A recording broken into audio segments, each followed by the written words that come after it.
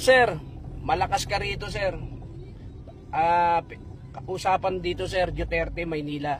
Maniwala ka sa akin, sir. Walang halong biro.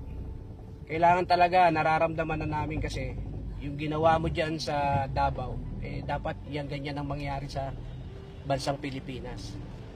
Na kailangan ng pagbabago, sir, talaga. Si Mar Rojas, hindi man lang kumikilabot yung balat ko na tatakbo siyang presidente.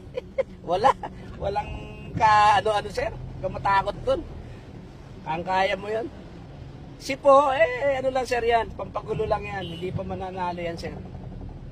Wala pa siyang hindi kagaya, sir, na pag sinabi pangalan mo, Duterte, yun ang kailangan, sir.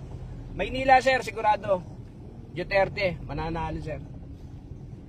Si Binay, malakas din. Pero mawawala si Binay pag tumakbo ka.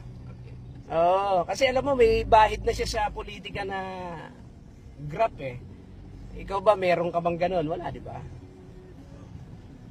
Na ang nababalita lang naman sa'yo, yung pamumuno mo sa Davao. Yun ang kailangan natin, sir. Kailangan natin ng kamay na bakal na parang ama na kailangan mo haluin minsan. Hindi naman kailangan panay diplomasya. Sir, wala na tayong mapiling iba na pwedeng tumakbo, sir, kundi ikaw. Kailangan natin dito yung kagaya mo na mamuno. Kasi wala nang pag-asa ang Pilipinas kung sila pa rin. Huwag ka nang magpapatumpik-tumpik pa, sir.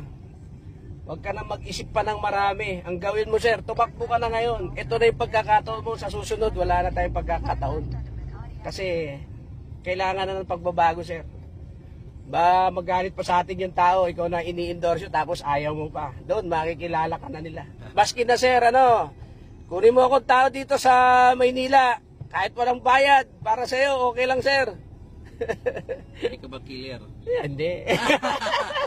Pwede rin, sir, basta nandiyan ka lang. Yun ang kailangan natin, sir. Kaya, sir, basta, sir, sinabi, sir, tumakbo ka na, sir. Ang Maynila, malalaman mo, kailangan ka na ng bayan. Totoo, sir.